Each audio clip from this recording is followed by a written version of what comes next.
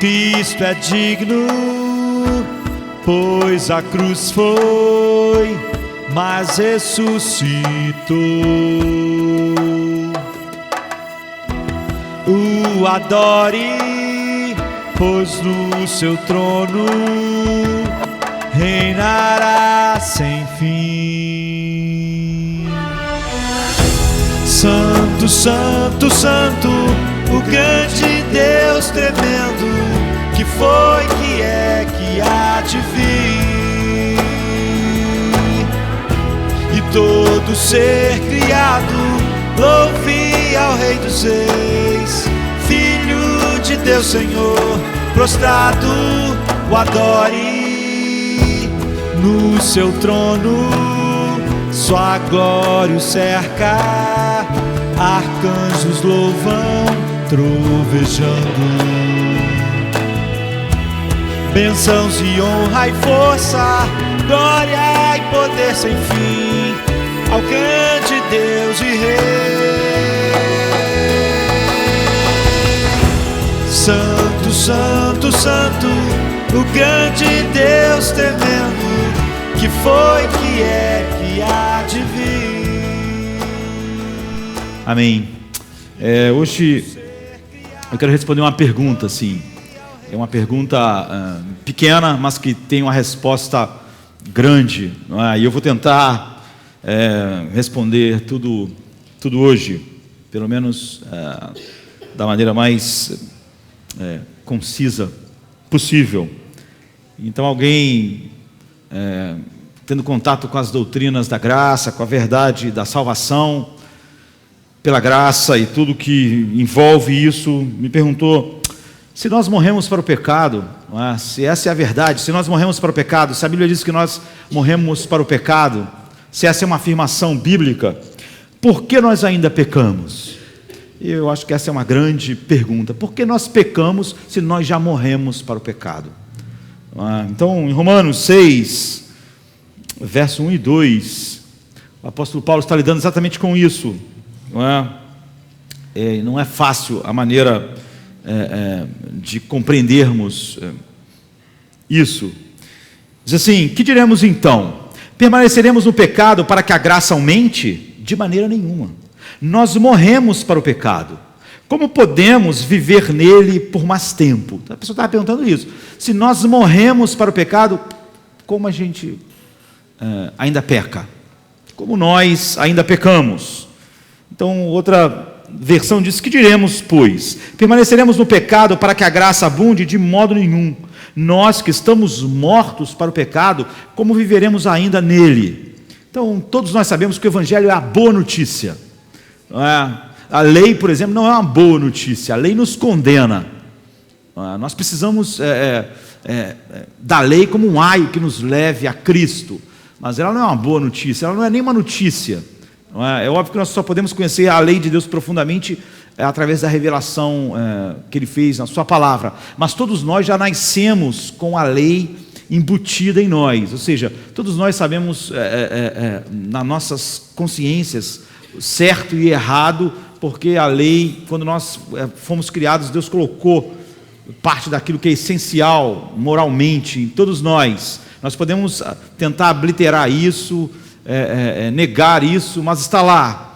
Mas o Evangelho é uma boa notícia, que Cristo morreu em nosso lugar, pagando o preço completo dos nossos pecados, e como resultado nós não somos mais culpados diante do único tribunal que importa, que é o tribunal de Deus, o tribunal do céu. Nós somos justificados e nós não temos mais, não somos mais culpados se estamos em Cristo. Mas mais do que isso, o Evangelho declara que nós não só não somos culpados, porque isso é negativo, né? Você não é culpado, declara algo positivo, você é justo.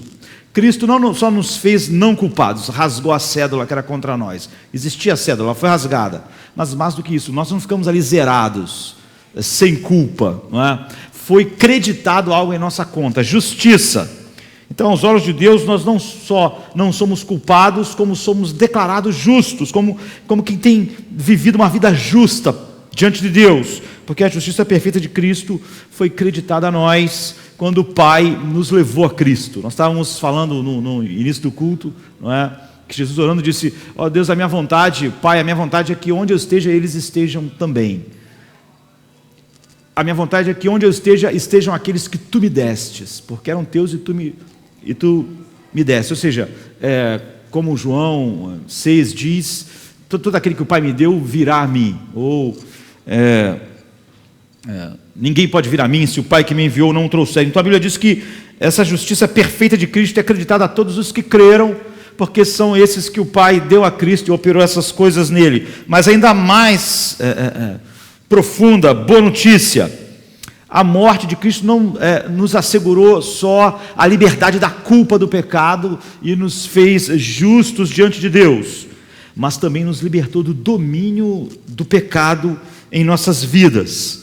E a gente então percebe essa declaração soar quase que inacreditável na vida de pessoas que lutam contra hábitos pecaminosos em sua vida. E de certa forma, a pergunta da pessoa é por causa disso, porque se nós morremos para o pecado, então como nós ainda pecamos? Ou então como nós somos chamados para mortificar pecados? Mas isso é realmente verdade, apesar de ser incrível, não é? Alguém pensar: eu ainda luto com pecados, como é que eu morri para o pecado? Como é que a morte de Cristo me tirou do domínio do pecado? Então, nós queremos ver essa verdade hoje, queremos olhar para ela, da forma como Deus nos libertou do domínio do pecado e como nós trabalhamos na nossa vida diária, não é? No mundo de pecados, e com a consciência de que nós ainda pecamos e que fomos chamados para mortificar pecados, como nós trabalhamos na vida diária com essa verdade. Então, assim como Romanos 3, de 19 a 26, é a passagem clássica sobre a nossa justificação, aquilo que de mais profundo tem na Bíblia sobre justificação, a passagem final está aí, não é?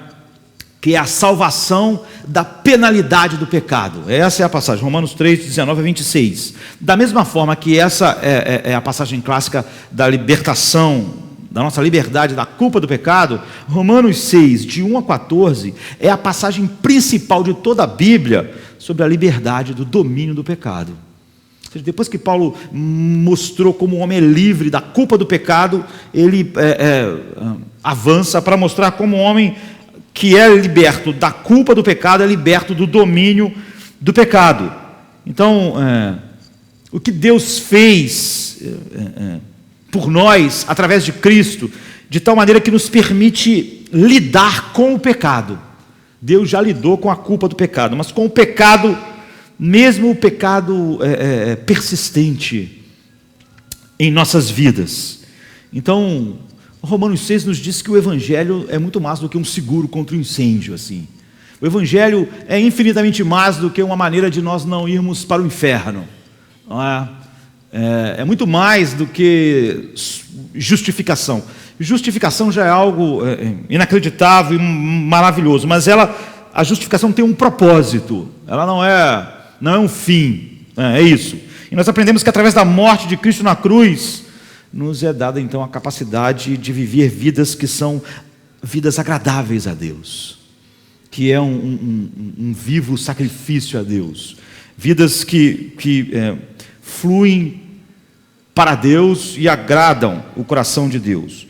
Então, quando nós vamos meditar a respeito disso, eu quero dizer que nós vamos lidar com alguns conceitos difíceis, porque há conceitos difíceis a respeito disso, e a carta de Paulo aos Romanos, por exemplo, lida com muitos desses conceitos difíceis de entender a princípio. Mas, no entanto, nós não lidamos, quando lidamos com Romanos, com Efésios e com toda a Bíblia, apenas com doutrina, no sentido teórico, intelectual, não é?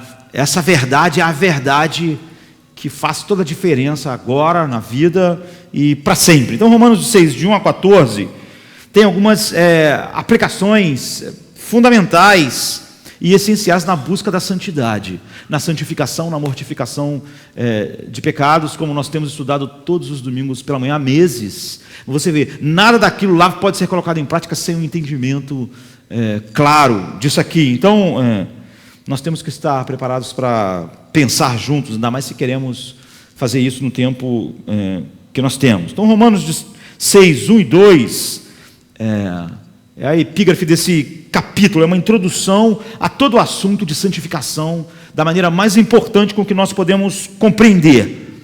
E Paulo vinha de afirmar algumas coisas no capítulo 5 de Romanos. E quando ele chega no final do capítulo 5 de Romanos, ele afirmou assim, no versículo 20: mas onde o pecado abundou, superabundou a graça.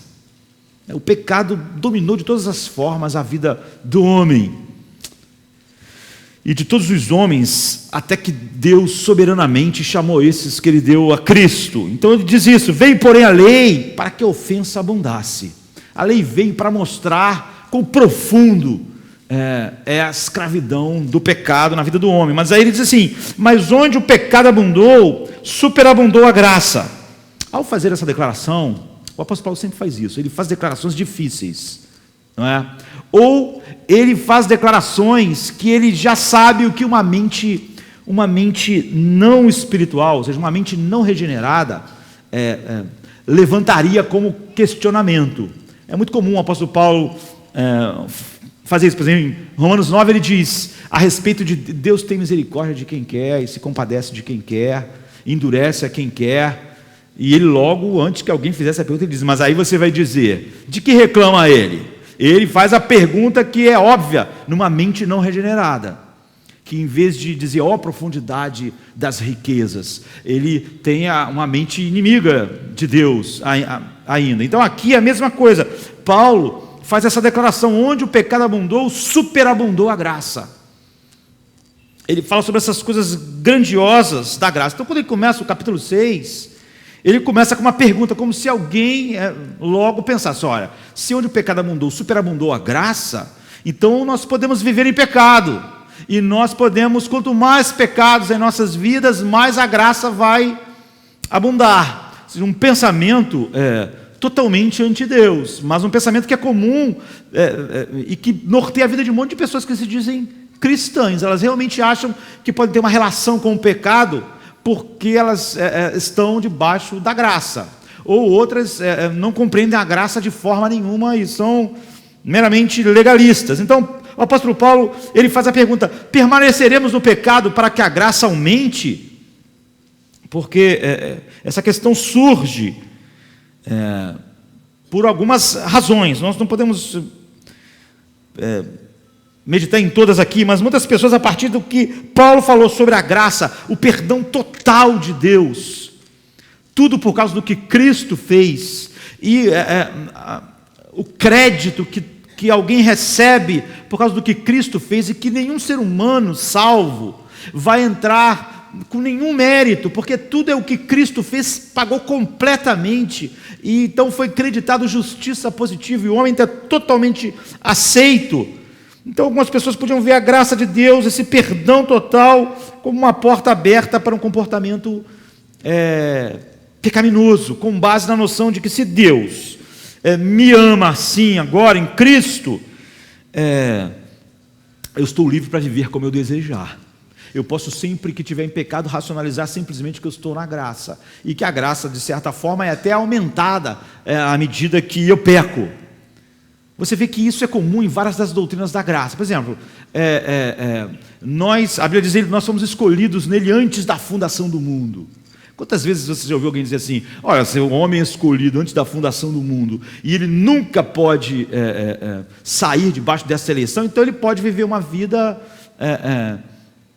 de pecados. Ou então, olha, como é que Deus pode ser amor se ele elegeu alguns e outros não? Enfim, sempre há perguntas, e nós percebemos que todas essas perguntas sempre fluem de uma compreensão totalmente rasa, errada, deturpada do Evangelho, partindo do ponto de vista humanista, e nunca do ponto de vista de um coração regenerado que se submete à revelação de Deus. Por exemplo, vamos fazer uma digressão aqui, abrir um parênteses, já que a gente...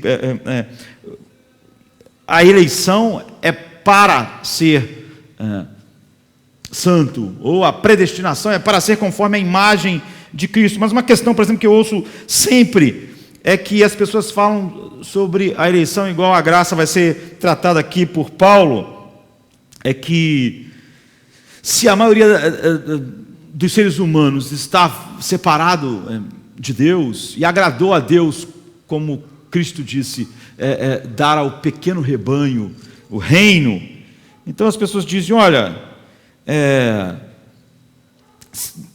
Deus sendo amor, por que ele não elegeu todas as pessoas, ou mais pessoas?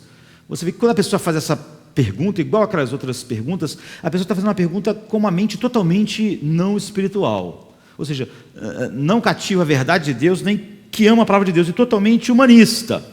Por exemplo, essa pessoa tem uma ideia de amor de Deus que vem do mundo, e é por isso que ela tem essa dificuldade. Então, quando a maioria das pessoas ouvem hoje, na igreja e no mundo, porque ouvem com a mesma mente, Deus é amor, o que elas pensam que isso significa é que Deus me ama.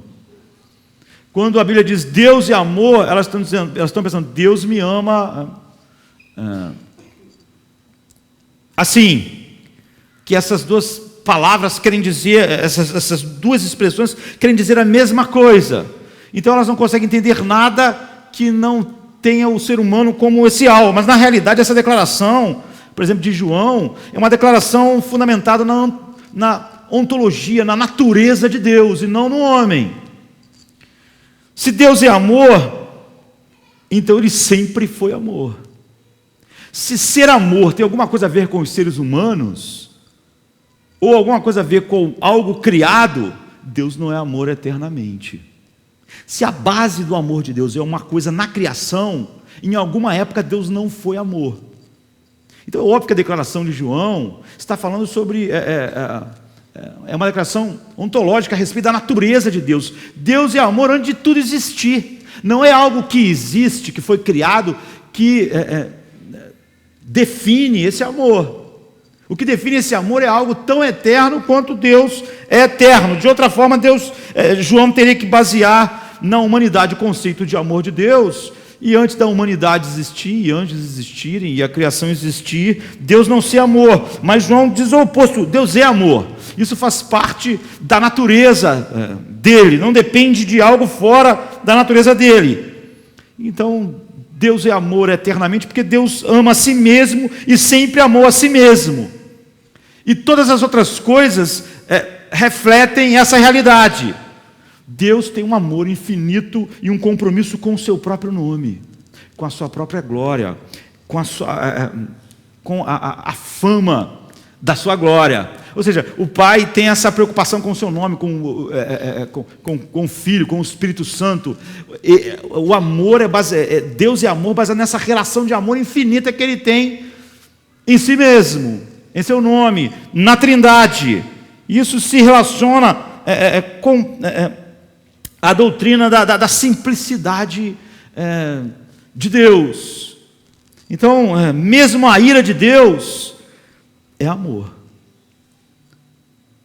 Só tem dificuldade com essa realidade aquelas pessoas que são totalmente humanistas.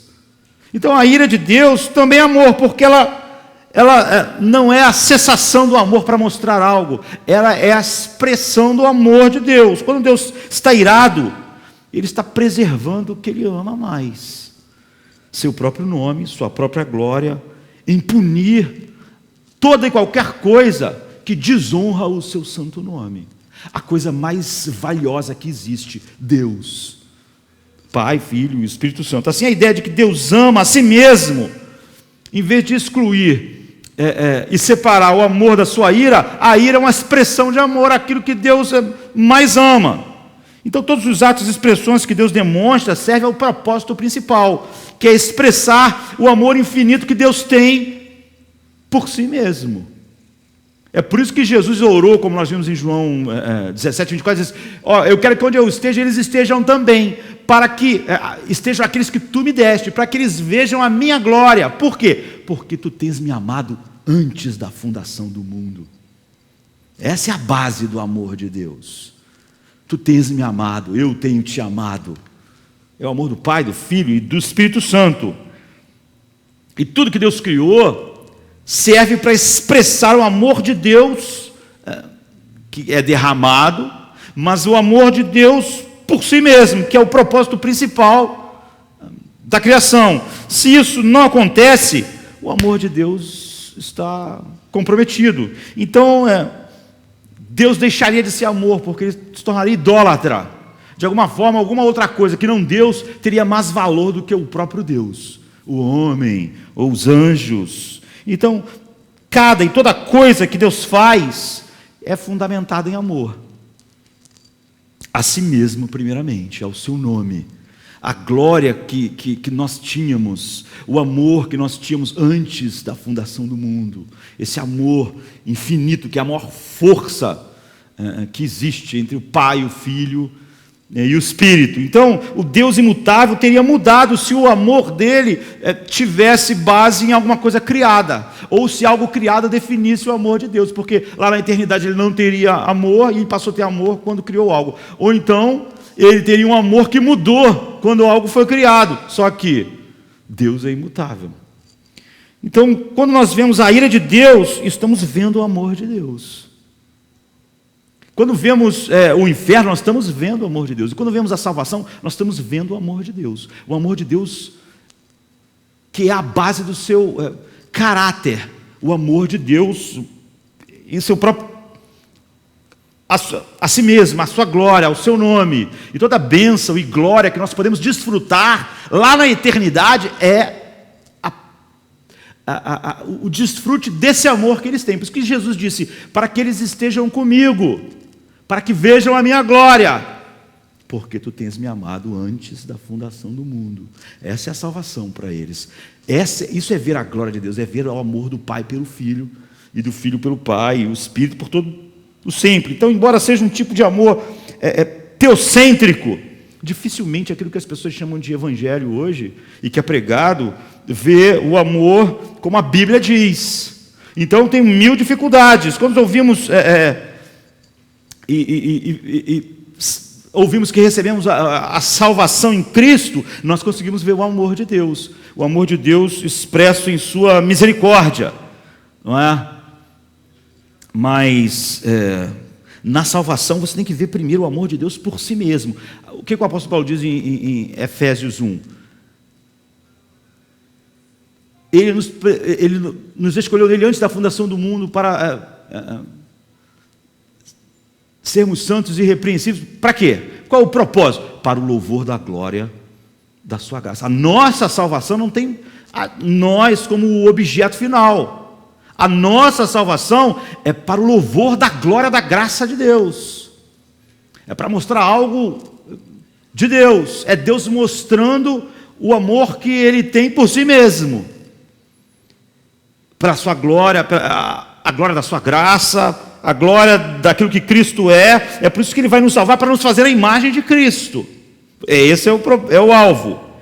Então a salvação serve para enfatizar e demonstrar a graça de Deus aos seus inimigos, para mostrar a glória da sua graça, não porque os inimigos de alguma maneira merecessem, porque isso seria o oposto de graça. Então, os evangélicos, os protestantes têm confinado o amor de Deus a essa manifestação, porque eles não entendem nessa manifestação da salvação e da cruz, o amor, na verdade, por trás, que está regendo todas essas coisas. Então eles não podem ver quão amável é a ira de Deus, porque se a salvação é por causa da glória do nome de Deus, a ira de Deus é por causa da glória do seu nome.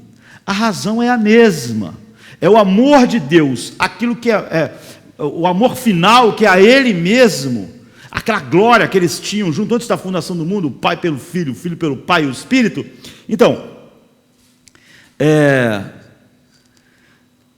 a salvação e a justiça de Deus é uma demonstração desse amor final de Deus ao seu próprio nome, né? Então, mas se você começa com a criação, você não tem bases para compreender o amor de Deus. E é por isso que até que você pode acreditar, e alguém pode acreditar que Deus nos salva e justifica, e nós de alguma maneira podemos então ficar com uma relação com o pecado que tínhamos antes, só que livres da punição. Então a salvação apresenta, na verdade, um enorme problema que a condenação não mostra.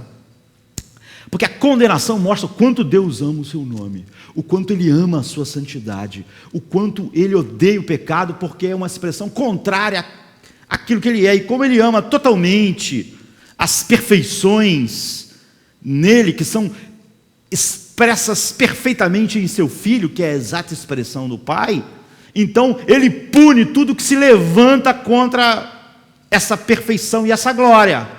Então você vê, é mais fácil você ver o amor de Deus na condenação do que na salvação, porque na salvação ela nos apresenta enormes problemas para o amor de Deus, porque como um bom juiz atuando, se a gente não entender o que ele está fazendo, como um mau juiz inocentando o culpado.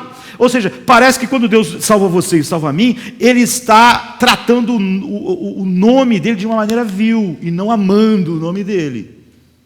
Quando Ele condena, Ele mostra estar amando o seu nome, a sua glória infinita. Mas quando Ele salva, a princípio parece que não. Ao salvar pecadores, Ele parece não amar e não defender o seu nome, o que fica totalmente sem sentido todo o plano de salvação, a cruz, Jesus morrendo.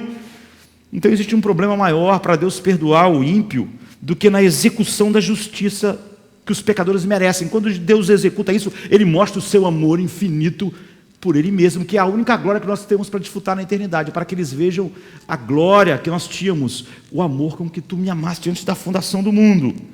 Então, na verdade, você precisa de uma compreensão muito mais plena para entender como Deus é amor e salva do que como Deus é amor e condena.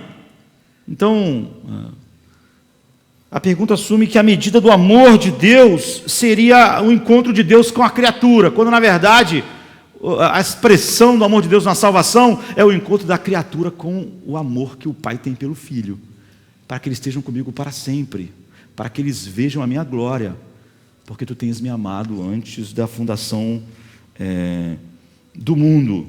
Então você vê, essa perspectiva, quando você perde a perspectiva divina, você falha completamente em entender Deus e amor. Porque essa é uma declaração da natureza eterna de Deus na relação da Trindade. Esse entendimento da essência do amor de Deus é que nos dá a base do entendimento de como o amor de Deus Ele nos predestina em amor por causa de Cristo. Porque esse é um nome de mostrar a sua glória, é uma forma de mostrar a sua glória. E Ele vai fazer isso sem que o seu nome não receba a honra devida. É por isso que é necessária a morte. Então, a eleição e o amor de Deus levam à justificação e que leva inexoravelmente à santificação, porque a mentalidade bíblica não protesta quando Deus condena, ela fica maravilhada quando Deus salva, porque a mentalidade bíblica diz: mostre-nos a sua glória, mostre-nos a sua justiça, mostre-nos a sua graça, mostre-nos, Senhor, o teu senhorio absoluto, a tua beleza, a beleza do amor que tu tinhas com o Filho e o Espírito antes que o mundo existisse. Então você não, qualquer reclamação ou acusação de injustiça na condenação, ou dificuldade de compreender o amor de Deus na punição, na verdade não compreender o mais básico, porque é mais fácil ver o amor de Deus na punição do que quando Ele usa misericórdia. Quando Ele usa de misericórdia, tem que ter todo um plano para mostrar como Ele honra o seu nome, sobretudo apesar de salvar homens como nós.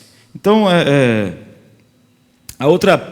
essa pergunta que Paulo ouviu pode surgir também de cristãos que, tendo ouvido tudo sobre a graça, pensem: isso vai levar as pessoas a pecar, vai viver uma vida irresponsável. Então Paulo adianta a pergunta por essas duas possibilidades. Então parece para algumas pessoas que se o evangelho é pregado na sua plenitude, as doutrinas da graça, Deus salvando totalmente por causa do que Cristo fez, a mensagem do livre e total perdão através de Cristo vai levar as pessoas a ter um ânimo com o pecado leve, e aquela ideia de que então eu vou pecar mais para que a graça abunde. Então Paulo lida com essa questão e ele responde. Paulo levanta essa questão que ele sabe que iam levantar e responde. E ele faz isso levando a gente da forma mais positiva, da liberdade que o crente tem, que o cristão, o homem regenerado tem, do domínio do pecado. E a razão que ele faz isso, de ir para algo positivo, é que a nossa liberdade do domínio do pecado está ligada à nossa liberdade da culpa do pecado, na mesma coisa, na união do cristão com Cristo. Essa é a doutrina essencial para todas as outras doutrinas, porque nada mais é feito em nossas vidas a não ser pela união com Cristo. Nele nós temos toda a sorte de bênçãos espirituais. Você não pode entender mais nenhuma bênção espiritual, justificação, nenhuma delas, a não ser baseado nessa doutrina. Então, nós queremos olhar para esse conceito e vermos a resposta, como os crentes morreram para o pecado, mas ainda há pecado em suas vidas. Então, em primeiro lugar, nós precisamos olhar o contexto da pergunta. O contexto maior dessa pergunta é de todo o evangelho que Paulo mostra a partir de Romanos 3:21, de que o homem está totalmente condenado, de que todos estão condenados. Ele chega e diz: não há um justo sequer. Ele passa os primeiros capítulos mostrando que não há diferença entre você e o ser humano que você possa achar pior no mundo. Todos pecaram, todos ofenderam a glória infinita do nome de Deus, e todos estão debaixo da ira de Deus, porque Deus ama a si mesmo e o seu nome sobre todas as coisas, e é esse amor que se derrama. É a única bênção que Deus pode dar ao homem de verdade, é colocar o homem em contato com esse amor eterno que não tem relação de natureza com a criação, mas é aquele amor que nós tínhamos antes da criação do mundo. E o contexto maior, então, o apóstolo Paulo mostra que todos os homens estão fora da glória de Deus. E ele termina no capítulo 5:20 com essa declaração. Ele mostra como o homem pode ser salvo por nada do que o homem faz, que tudo que o homem faz é mal, que não há nenhum bem, que ninguém que faça o bem, ninguém que busque a Deus. E mesmo quando o homem faz aquelas coisas que parecem moralmente boas, ela não faz para a glória final do nome de Deus. Portanto, rouba a glória de Deus da mesma maneira como aqueles que estão fazendo exatamente o oposto. Então, ele termina mostrando como o homem é totalmente salvo pela graça de Deus aqui em Romanos 5, e ele acaba com essa declaração: mas onde o pecado abundou, superabundou a graça. E então vem aparentemente do subterrâneo dessa declaração a origem daquela pergunta problemática. Então nós vamos permanecer no pecado para que a graça abunde, e a explicação de Paulo sobre o caráter representativo de Adão e Cristo é o contexto imediato. Se o contexto geral é aquele que vem lá de Romanos 3, o contexto imediato aqui no capítulo 5, ele estava falando sobre Adão e Cristo, como o homem pode estar em Adão e em Cristo, e os resultados respectivos para os povos deles, ou seja, para todos aqueles que Adão representava e para todos aqueles que Cristo representava. Esse é o contexto próximo. E a compreensão adequada da resposta de Paulo em Romanos 6 é baseada no que ele ensinou em Romanos 5, de 12 a 21, que é um texto denso, que nós não podemos olhar hoje, mas podemos só pensar e voltar nele em outros momentos. Então vamos lidar primeiro com a objeção de que quando a graça de Deus transborda, o pecado, então, alguém pensar que poderia viver uma vida, ter uma relação com o pecado assim, frouxa, e pensar: olha, então, quanto mais eu pecar, melhor. Primeiro você nota que Paulo não recua. Como ele lida com isso? Quando alguém diz assim: então quer dizer, se a graça é desse jeito, eu vou pecar. Mas Paulo não recua. O que é normal quando as pessoas não têm convicção da verdade de Deus.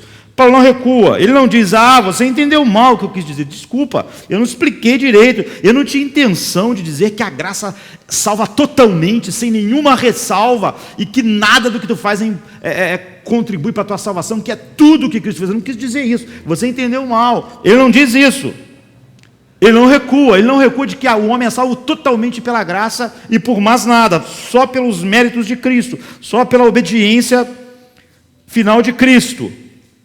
E nem ele diz em sua resposta, como é comum a gente ver, ele não diz assim: olha, como você poderia pensar tal coisa? Porque se você, por causa da graça, porque você foi salvo pela graça, você faz isso, você está sendo ingrato.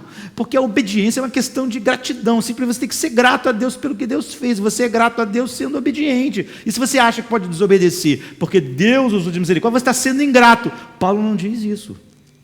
Ele nem recua do homem ser salvo totalmente pela graça, nem diz, nem usa olha, você vai ser ingrato, não diz isso. Ele diz uma resposta muito mais contundente, porque essa é a verdade. Ele diz: de maneira nenhuma.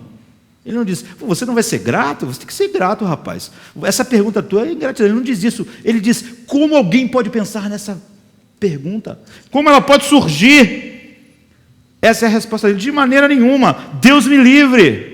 Ele está dizendo: nós morremos para o pecado, como podemos viver nele por mais tempo? Então a resposta de Paulo à objeção é: como você pode pensar uma coisa dessa?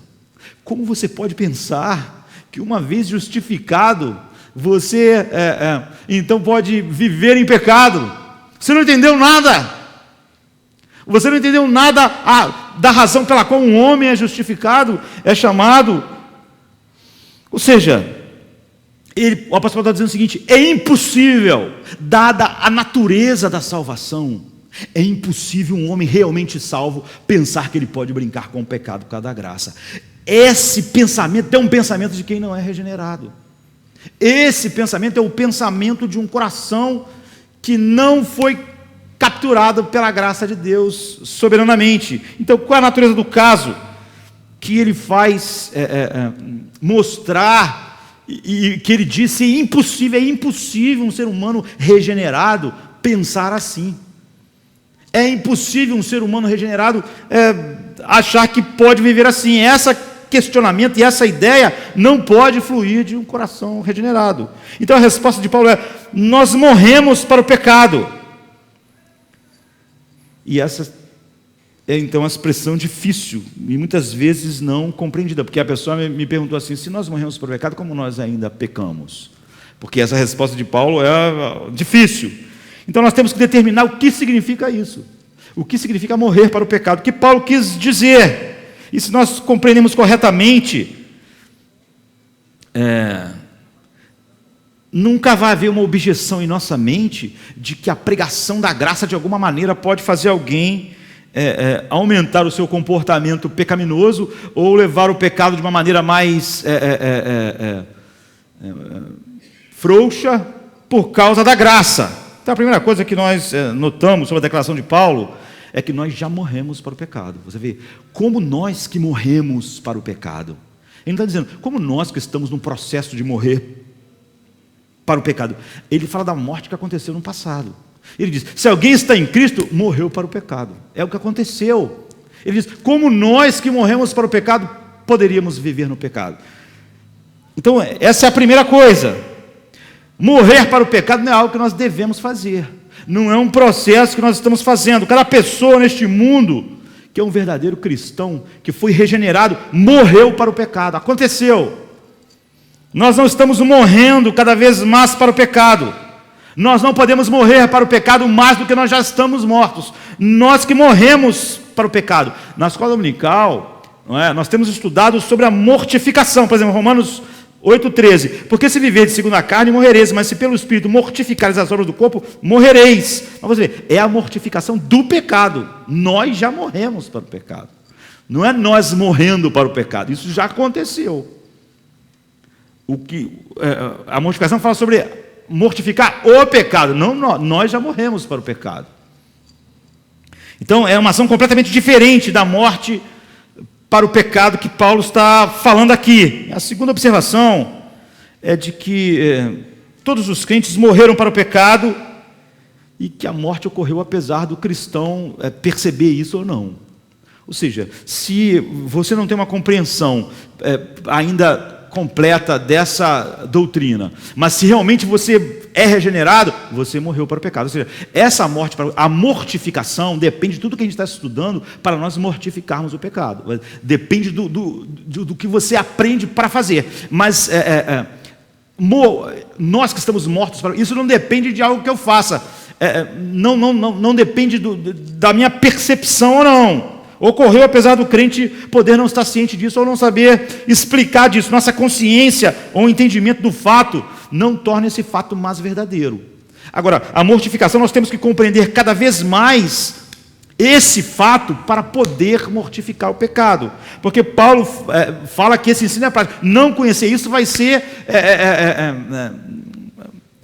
um impedimento para tudo aquilo que nós temos estudado sobre mortificação, porque se nós não compreendemos o sentido de como nós morremos para o pecado, nós não podemos aplicar isso na vida. No versículo 11, Paulo diz, essa é uma verdade que deve ser aplicada. Por exemplo, no 11:12 diz assim, assim também vós considerai-vos certamente mortos para o pecado, porque vocês estão, então, mas vivos para Deus, em Cristo Jesus nosso Senhor. Não reine, portanto, o pecado em vosso corpo mortal, para lhe obedecerdes às suas concupiscências. Então, novamente, a morte para o pecado é um fato objetivo.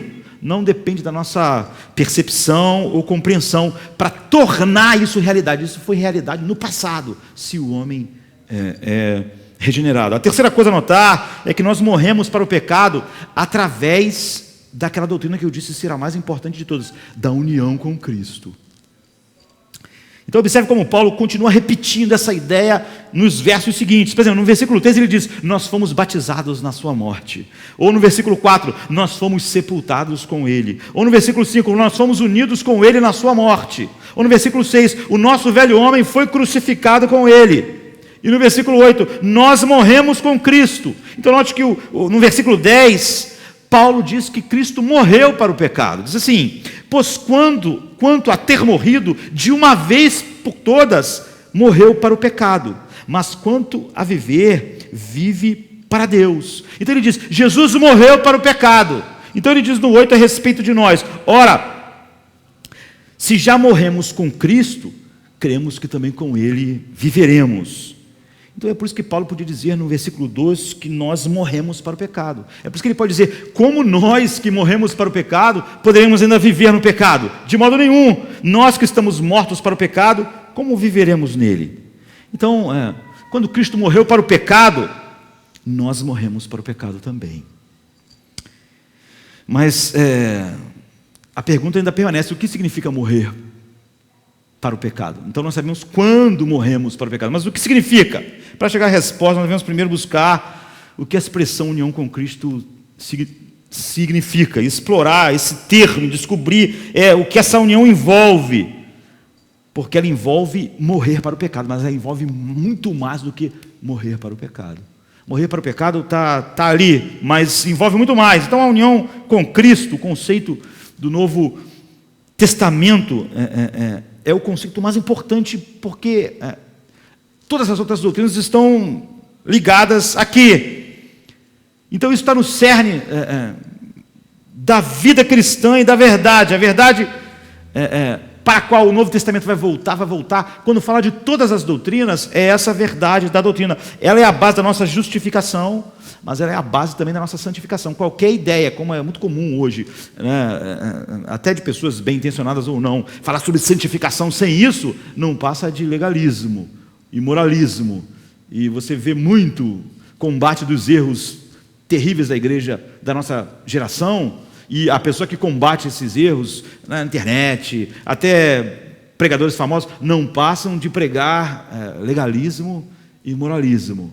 Por causa disso. Então o conceito de união do crente com Cristo é essencialmente importante no ensino de Paulo.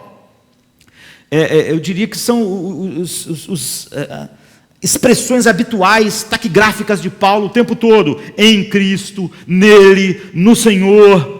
De tal maneira que nas cartas de Paulo isso aparece 165 vezes. Toda hora ele lembra de novo que tudo que ele está falando, toda a doutrina, é nessa união com Cristo.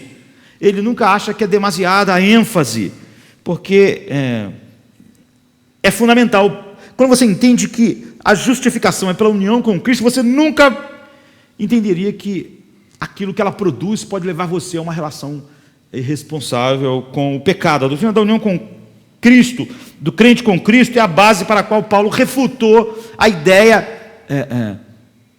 do pecado. Porque ele diz: como nós que morremos em Cristo, ainda viveríamos no pecado. É isso que ele está dizendo. Então, historicamente, os reformadores tiveram que levantar essa doutrina perdida, não é?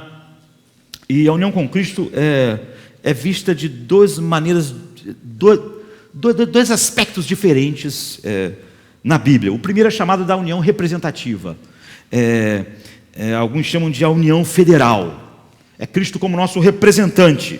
A segunda é chamada de união vital. É a união espiritual. Essas duas coisas juntas é que formam a doutrina da união do cristão, do homem regenerado com Cristo. Então a passagem clássica para isso está em Romanos, como eu disse, 5, de 12 a 21. Mas como é denso e extenso, merece um monte de sermões.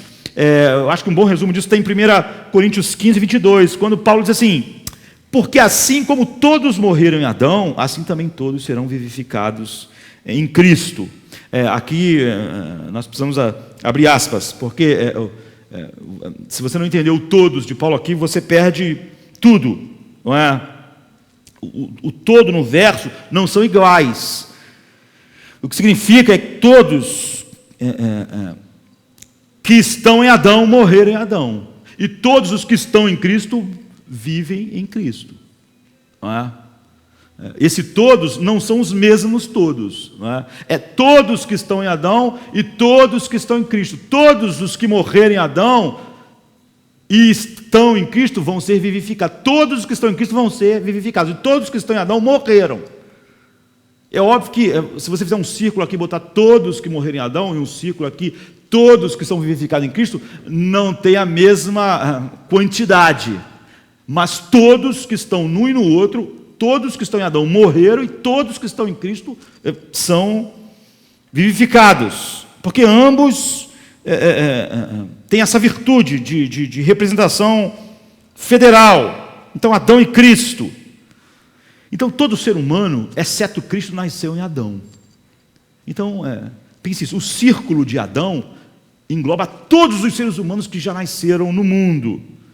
E no círculo do todo de Cristo estão todos aqueles que Jesus falou: o meu desejo, Pai, a minha vontade é que todos aqueles que tu me destes estejam comigo. No círculo de Cristo estão todos aqueles que o Pai deu a Ele, e que levou a Ele, abriu o seu coração, levou ao Filho, deu regeneração, arrependimento, fé, como expresso, por exemplo, em Efésios 1, 4 e 5, como também nos elegeu nele antes da fundação do mundo, para que fôssemos santos e irrepreensíveis diante dele em amor, e nos predestinou para filhos de adoção por Jesus Cristo para si mesmo, segundo o beneplácito da sua vontade. Ou Romanos 8, 28 a 30. Ou seja, no círculo de Cristo, todos que são vivificados são todos esses que o Pai deu a ele. O que Paulo então ensinou em Romanos 5, de 12 a 21, é que todos os seres humanos, exceto Cristo, estão no círculo de Adão, morreram em Adão,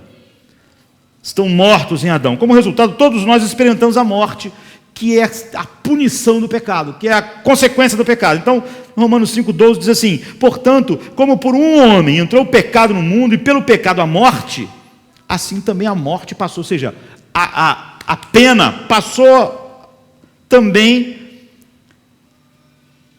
a todos os homens, por isso que todos pecaram.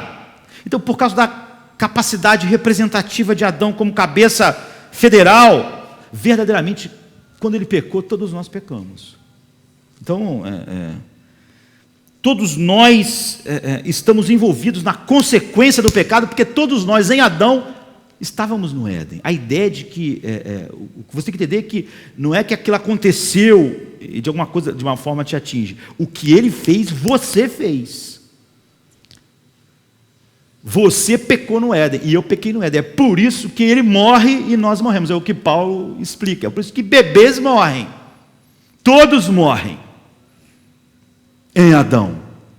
A morte passou a todos. Essa representação federal, essa capacidade representativa é ilustrada, por exemplo, aqui no nosso mundo, por procuração. Eu posso passar uma procuração para alguém, ele vai lá, assina no meu nome, porque eu vou viajar, ele compra a casa, assina as promissórias, faz o empréstimo necessário, depois eu vou ter que pagar, porque quando ele estava fazendo aquilo, com a minha procuração, ele estava agindo no meu nome, e agindo no meu nome, tudo que ele fizer, eu vou assumir as consequências do bem e do mal daquilo. Eu vou ficar com a casa, mas eu também vou pagar as prestações, a dívida minha. De modo semelhante, Adão foi o nosso representante legal no jardim do Éden. Quando ele pecou, a ação dele, obrigatoriamente, é como se fosse a tua ação. Você pecou no Éden. É como Davi e Golias. Quando eles não quiseram fazer aquela guerra que morreu um monte de gente, falaram assim, mande um representante do lado de vocês, nós vamos mandar o nosso. Quem ganhar, ganhou a guerra. Quando Davi foi lutar, ele estava lutando por todo mundo. Se ele vencesse, Israel estava livre. Se ele perdesse, a mulher de todo mundo ia ser levada como escrava sexual, os filhos iam ser mortos. Toda a esperança estava no representante.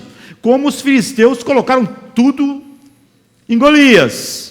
Ele representava a nação, ia ser só o campeão deles contra o campeão de cá. Então, você pode argumentar que você não escolheu Adão como seu representante, mas esse argumento é inútil, porque você está argumentando contra Deus.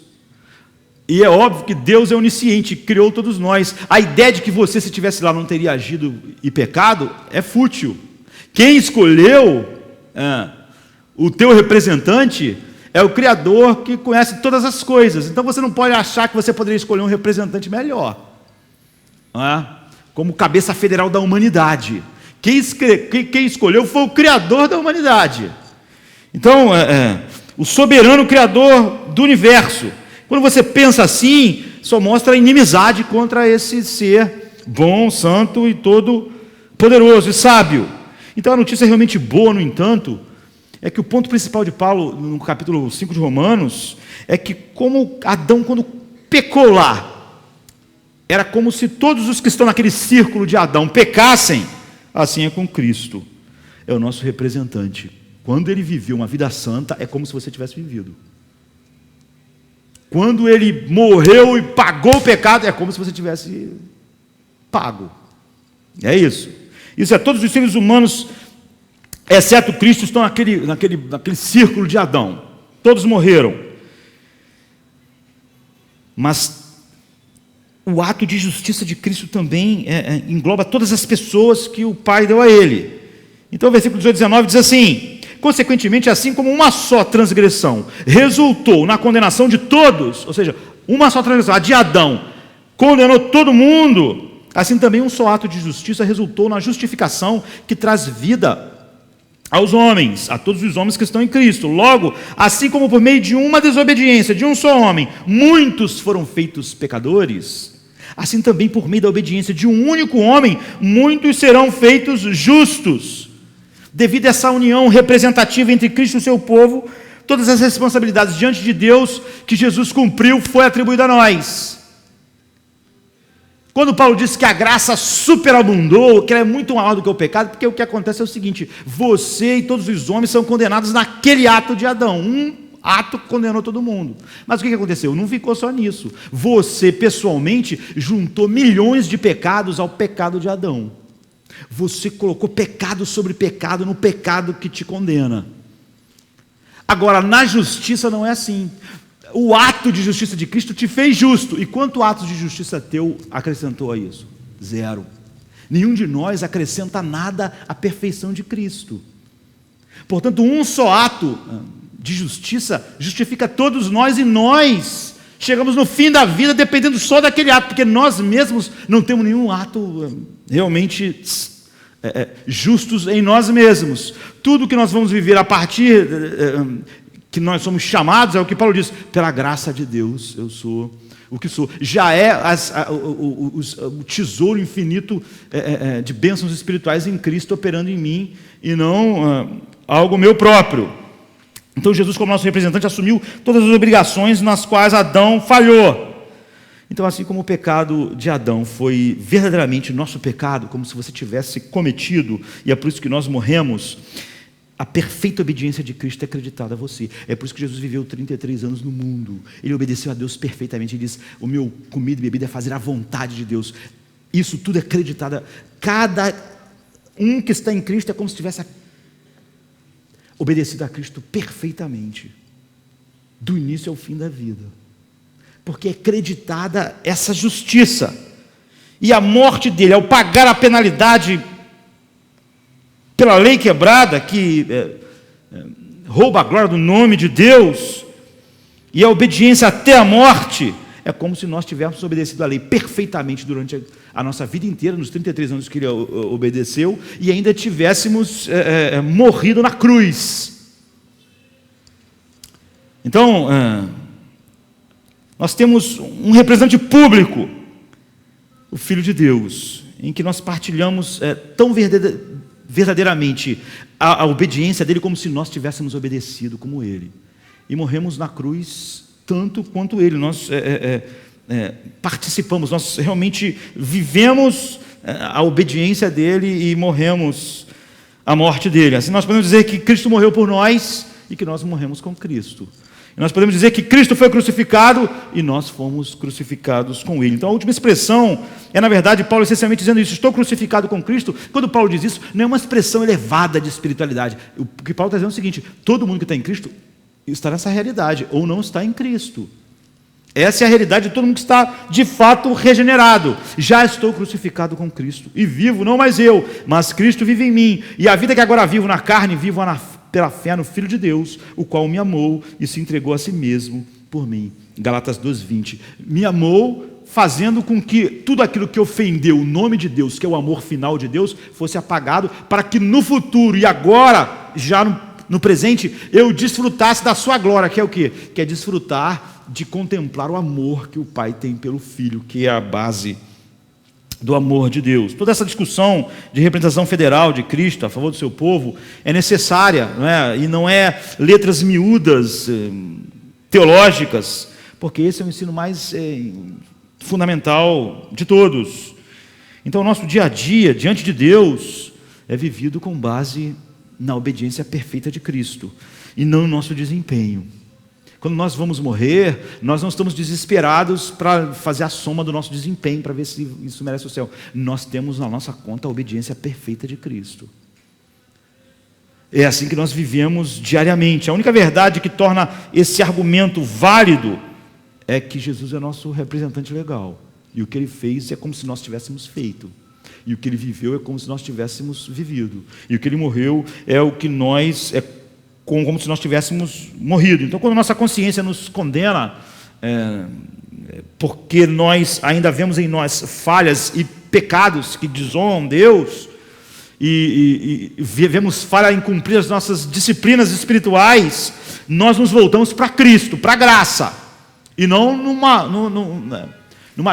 compensação, ou não numa ideia legalista de como nós podemos agradar a Deus depois de desagradável. Nós nos voltamos para esse representante legal que nessa qualidade obedeceu perfeitamente o Pai.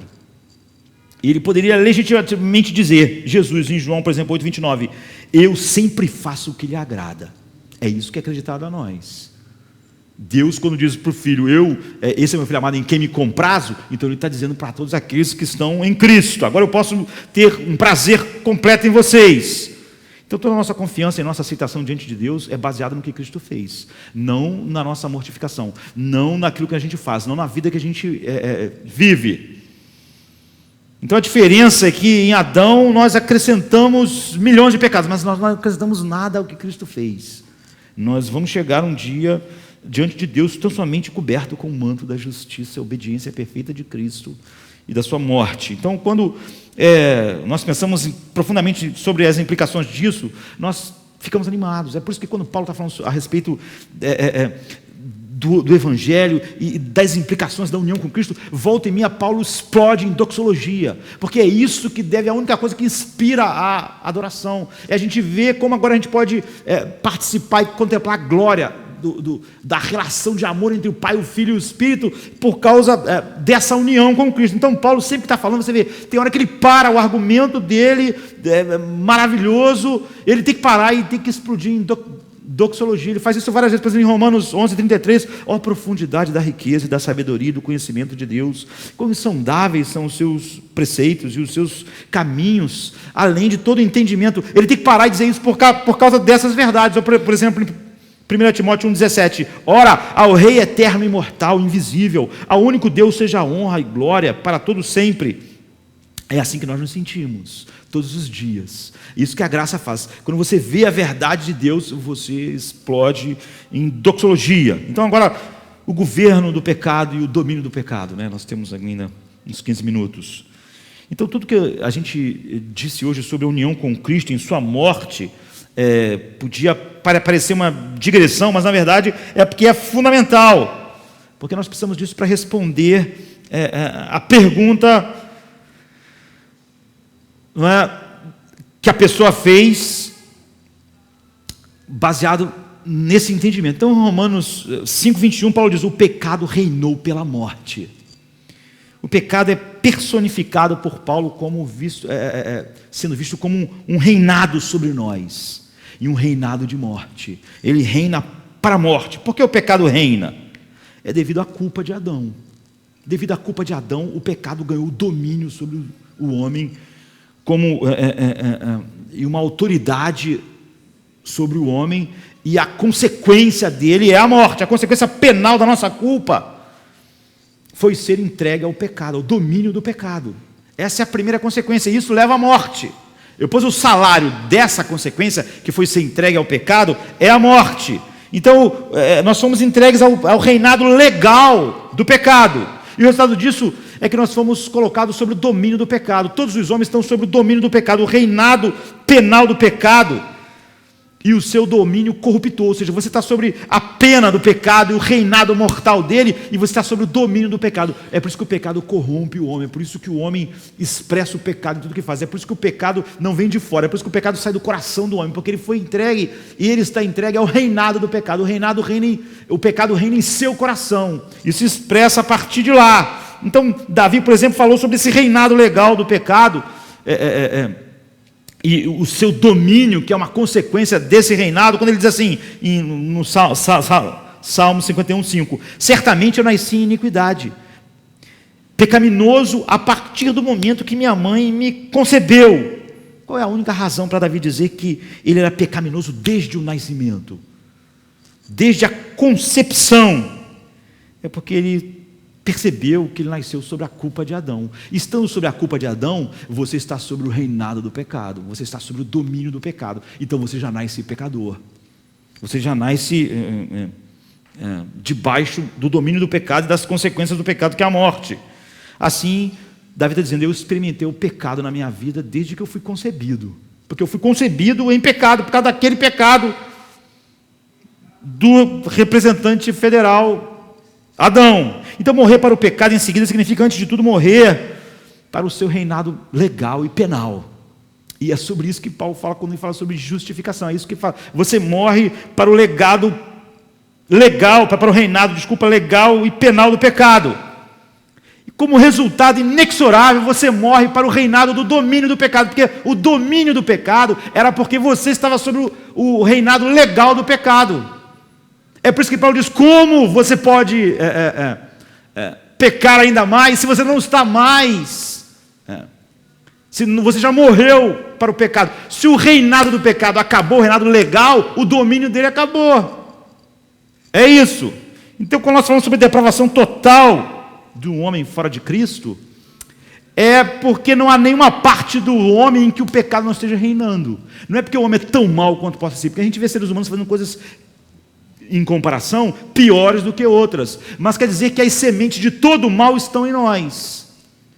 Nós podemos fazer qualquer coisa que qualquer ser humano faz, e se nós não fazemos, Essas sementes dependem, é óbvio, o que é externo influencia nessas sementes. Por exemplo, o pecado, o adultério, o homicídio sai do coração do homem, mas o ambiente que ele vive, as coisas que ele vive, é óbvio que estimulam mais ou menos. E é óbvio que também que eu posso estar exposto a esses estímulos e não agir como outra pessoa, mas tão somente porque a graça restringidora de Deus restringiu. O que a Bíblia diz é que você nunca pode olhar para ser humano nenhum fazendo qualquer coisa e dizer, eu não sou capaz de fazer isso, porque você é capaz. Você não pode olhar para um assassino e dizer, seria impossível eu matar alguém. Não. As sementes do assassinato estão todas em você como estão naquele. Davi matou alguém. Moisés matou alguém. Todos os seres humanos podem ser assassinos. Todos os seres humanos podem... todas as mulheres podem ser prostitutas e todos os homens podem ser prostitutos. Os adultérios, Jesus disse, não vem de fora, vem de dentro do coração do homem. Por isso que Paulo diz, não há diferença. O fato de você, uma semente diferente, ter aparecido mais aqui ou ali, não quer dizer que essas coisas não estão lá. E todas as partes do ser humano estão sob domínio do pecado. A alma, a mente, o coração, os sentimentos. Portanto, a depravação é total nesse sentido. Não é que todos fazem e são tão maus quanto podiam ser ou fazem as mesmas coisas. Mas todos os seres humanos, em tudo que compõe o ser humano, está sob o domínio do pecado. Então, nenhum ser humano tem onde apoiar o pé para sair desse domínio. Então, a culpa é a sua consequência penal.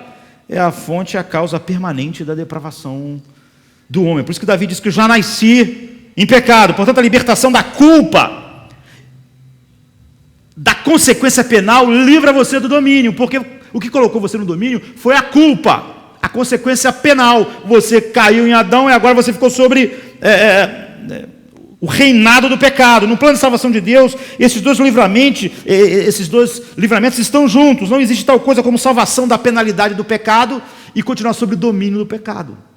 Porque o que te colocou sob o domínio do pecado foi a penalidade do pecado. Quando a penalidade é resolvida, a justificação, você é tirado do domínio. Não há nada que te mantenha debaixo do domínio do pecado. Então é por isso que Paulo diz, o pecado não mais reina em vossas vidas. Então é por isso que ele diz, como se nós já morremos para o pecado? É impossível. Então nós notamos que morremos para o pecado através da nossa união com Cristo. Então em Romanos 6,10 ele diz, porque morrendo, ele morreu para o pecado uma vez por todas, mas vivendo, vive para Deus. E no 8 ele diz, ora, se nós morremos com Cristo, cremos que também com ele viveremos. Nós estamos em outro domínio. Agora, quando é dito que Cristo morreu para o pecado, é uma declaração bastante surpreendente, porque Jesus nunca esteve sob o domínio do pecado. Então como é que ele podia morrer para o pecado? Nós podemos entender, nós morremos para o pecado porque nós estivemos sob o domínio do pecado, mas Cristo nunca não poderia morrer para o domínio do pecado, porque ele nunca esteve sob esse domínio. Mas quando ele foi feito pecado por nós, em 2 Coríntios 5, 21 diz assim, aquele que não conheceu o pecado, o fez pecado por nós, para que nele fôssemos feitos justiça de Deus. Ou seja, quando ele foi acusado do teu pecado e do meu pecado, ele ficou sob o reinado legal e sujeito à penalidade do pecado. É por isso que ele morreu. Porque a penalidade do pecado, ele entrou quando foi acusado dos nossos pecados sobre o domínio legal do pecado. Então quando Jesus morreu, ele morreu para o reinado legal do pecado. E quando ele morreu para o reinado legal do pecado, nós morremos com ele para o reinado legal do pecado. Então agora, o domínio do pecado, que estava ligado ao fato de nós estarmos no reinado legal do pecado, foi quebrado. Então através da união federal com Cristo, na sua morte, nós também morremos para o reinado legal do pecado. Então o pecado perdeu o domínio sobre nós. Mas porque o reinado legal e o domínio prático do pecado em nossas vidas são inseparáveis, nós morremos para o que é legal, somos justificados, mas também o domínio corruptor do pecado foi quebrado em nós. Então o que um Salvador... como Cristo é além do que nós podemos abranger totalmente nesse mundo. Ele quebrou, a salvação é incrível, graciosa e totalmente completa. A questão que se coloca, no entanto, é se nós morremos para o domínio do pecado, então como nós ainda pecamos? Então, quando Paulo escreveu, nós morremos para o pecado, como podemos ainda viver nele? Ele não está falando sobre a atividade de cometer ainda pecados, mas sobre estar sob o domínio do pecado. Ele fala sobre um curso constante da vida. Romanos 8, 7 diz assim: a mentalidade da carne, porquanto a inclinação da carne é inimizade contra Deus, pois não é sujeita à lei de Deus, nem na verdade o pode ser. Então o crente morreu para o reinado e domínio do pecado, porque ele se deleita na lei de Deus. A mente dele não está mais em inimizade com Deus. Ele olha para a lei e vê que ela é justa, santa e boa, e isso agrada a ele. Ele ama a lei de Deus. Então nós devemos distinguir a atividade do pecado que ainda existe em todos os crentes, do domínio do pecado sobre todos os incrédulos. Como o pecado reina. O pecado não é primeiramente uma atividade, é um cativeiro que o homem está, sua vontade, seu arbítrio, tudo está cativo ao pecado. E um axioma para John Owen, por exemplo, é que embora a presença do pecado nunca possa ser abolida nesta vida, em nós, e a influência do pecado sempre, quando ele está em nossa vida, é a mesma, ou seja, a sua tendência é sempre contra Deus, o domínio dele, na verdade, é destruído quando o homem é regenerado. Portanto, um crente não pode continuar no pecado, porque nós não vivemos no reinado do pecado. O pecado não terá mais domínio sobre vós. É o que o apóstolo Paulo diz. Nós temos que usar as palavras de Paulo: morreu para o pecado, entender. Não é?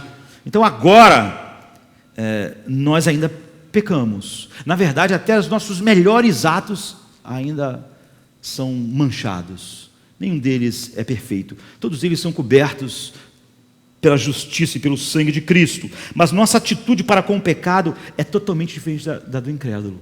É isso que o apóstolo Paulo está dizendo. Nós ainda experimentamos tentação, como Tiago diz, por exemplo, em Tiago 1, 13 e 14, ninguém sendo tentado diga de Deus sou tentado, porque Deus não pode ser tentado pelo mal, e a ninguém tenta, mas cada um é tentado quando é atraído e engodado pela sua própria concupiscência. Ou seja, essa é uma realidade ainda em nossas vidas, mas há uma disposição estabelecida totalmente diferente. Então o pecado agora, deixa eu ver se eu uso a palavra assim de John Owen, o pecado agora é um flagelo que nos aflige, não um deleite para nós. Nós ainda vemos o pecado em nossas vidas, mas nós achamos um horror que ainda haja pecado em nós, porque nós não estamos mais sob o seu domínio. Nossa mente não está, a inclinação da carne é inimizade, mas nossa mente, a inclinação da nossa nova vida é totalmente para a glória do nome de Deus. Então o pecado para nós é um flagelo, é uma dor. Já para o homem fora de Deus é um deleite, é um prazer. Então, a nossa natureza agora é contrária, porque nós saímos do domínio do pecado. Então o crente não pode viver no pecado. É por isso que Paulo diz: como? Se nós morremos para o pecado é um flagelo. Nós ansiamos quando vamos estar totalmente livres do pecado. Cada pecado na nossa vida, para nós, é algo doloroso. É algo que nós não queremos que fique lá. É algo contrário à nossa natureza, porque nós estamos sobre outro domínio. É por isso que, apesar de ainda haver pecados, nós não estamos mais sobre o reino, a esfera. Então o crente não é mais vassalo do pecado.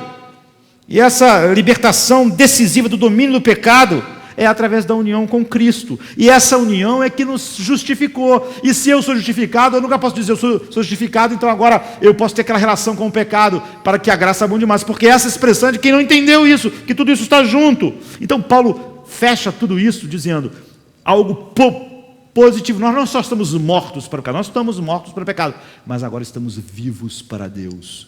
Um homem lá fora, ele está vivo para o pecado e morto para Deus. Nós estamos mortos para o pecado e vivos para Deus.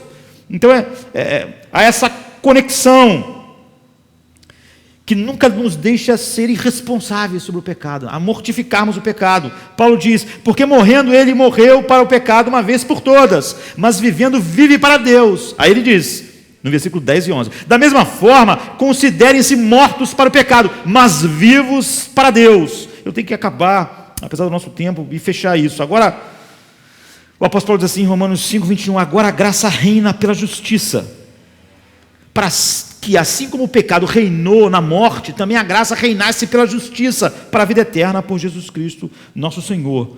Nós não só temos sido resgatados do domínio das trevas, nós fomos tirados desse domínio e colocados em outro domínio. É o que, por exemplo, diz Colossenses 1:13, o qual nos tirou da potestade do império das trevas. Nós vivíamos sob o domínio do pecado, agora estamos sob o domínio de outro reino. Mas nós não fomos só tirados do império das trevas e ficamos lá. Nós fomos tirados do império das trevas e nos transportou para o reino, o domínio do Filho do seu amor. Nós não estamos sob o domínio do pecado, como estamos sob o domínio de Cristo, o que significa estar vivo para Deus. Então, no início eu mencionei que essa união com Cristo são duas coisas, a união federal e a união vital espiritual. É nisso que nós vamos encerrar. A união federal é só representativa, mas isso nos levou a uma união vital com Cristo. É uma união orgânica. Você não só agora... Jesus não está unido com ele legalmente, mas como organicamente. O próprio Jesus nos deu a melhor ilustração em João 15:1-5, de que nós somos o ramo e ele é a oliveira. A vida dele está em nós. Nós desfrutamos da mesma vida. Há uma ligação orgânica agora, da mesma forma que os crentes são unidos a Cristo. Assim, o apóstolo Pedro então usa a mesma coisa que Jesus diz em 2 Pedro 1:4 e diz: nós somos participantes da natureza divina. Nós estamos unidos a Cristo agora não só legalmente, nós estamos organicamente unidos a Ele. Em Cristo é tão importante para Paulo por isso. É por isso que ele diz, como se você entender o Evangelho, você pode imaginar que onde o pecado abundou, superabundou a graça, então nós vamos pecar. Nós estamos unidos legalmente, isso quebrou, nos tirou do domínio das trevas e nos levou para o reino do Filho do seu amor. E agora nós estamos unidos organicamente, espiritualmente, com que nós somos o seu corpo. Não é apenas um conceito teológico, é o que opera toda a nossa vida espiritual. Então, quando Paulo diz, já estou crucificado com Cristo e vivo, ele está falando sobre esta vida. A vida de Cristo está em nós. Não mais eu, mas Cristo vive em mim. A vida que agora vivo na carne, vivo pela fé no Filho de Deus, o qual me amou e se entregou a si mesmo por mim. Então, em Efésios 3:17, ele diz, para que Cristo habite pela fé em vossos corações, a fim de estando arraigados e fundados em amor. Então, Cristo entra em nossa humanidade, e através do Espírito Santo em nós, renova, nos transforma mais e mais a sua semelhança. E nós vamos depois, outro dia, estudar a dependência de Cristo em cada um dos aspectos da vida. Então, nós não dependemos de Cristo como o teu filho depende de você, como tua esposa depende de você e como o teu esposo depende de você, esposa. Nós dependemos de Cristo organicamente, porque o filho teu depende de você, mas ele não está em você e você não está nele. A nossa ligação com Cristo é total. Nós estamos nele e ele está em nós. É orgânica, é inseparável. É isso que o casamento visou expressar. É óbvio que é uma metáfora quando o homem e a mulher se tornam uma só carne. Eles ainda são dois seres diferentes, mas é porque queria expressar essa união verdadeira entre Cristo e a igreja, que é um só mesmo. É por isso que a Bíblia diz lá em Efésios, isso é um grande mistério, não digo do casamento do homem e da mulher, mas de Cristo com a igreja, porque é real, e o casamento só expressa isso. A morte de Cristo para o pecado e sua satisfação da justiça de Deus abriu caminho para o reinado da graça em nossa vida. Então Paulo abre assim, Romanos 6, e diz, nunca alguém assim pode promover um comportamento irresponsável para com o pecado. Essa pessoa que está em Cristo. Então, você é chamado para crer nisso. E semana que vem, então, nós vamos ver por que Paulo dá comandos e declarações. Comandos e declarações. Não há como fechar tudo que é importante hoje. Então, nós vamos continuar depois. Mas você vê a verdade do Evangelho, não é algo, você não tem como se movimentar de fato sem conhecer o Evangelho. Quase todas as perguntas, elas já fluem ou de uma compreensão totalmente inadequada do Evangelho, ou de uma mente que é inimiga da verdade de Deus. Então, cada cada um de nós precisa realmente ser levado por Deus a um conhecimento cada vez mais profundo do Evangelho. Porque o apóstolo Paulo diz o quê? Que a prática vai depender disso. Ou seja, quando você vê essa realidade por trás, além daquelas perguntas sumirem, você tem a direção prática de como mortificar o pecado e expressar a glória de Deus no mundo. E é isso que a gente vai ver na quinta-feira que vem. Então a pergunta era essa: como nós podemos, se já morremos para o pecado, por que ainda pecamos? E a resposta disso é o cerne da nossa vida com Deus. E as doutrinas da graça estão todas unidas nessa doutrina maior, que é a doutrina da união com Cristo. Vamos continuar então meditando sobre isso. Vamos ficar de pé, vamos orar. Cristo é digno, pois a cruz foi, mas ressuscitou. O adore, pois no seu trono reinará sem fim. Santo, santo, santo, o grande Deus tremendo, que foi, que é, que há de vir. E todo ser criado louve ao Rei dos Reis, Filho de Deus, Senhor, prostrado o adore. No seu trono sua glória o cerca, arcanjos louvam trovejando. Bênçãos e honra e força, glória e poder sem fim, ao grande Deus e Rei. Santo, santo, santo, o grande Deus tremendo, que foi, que é, que há de vir. E todo ser criado louve ao Rei dos Reis,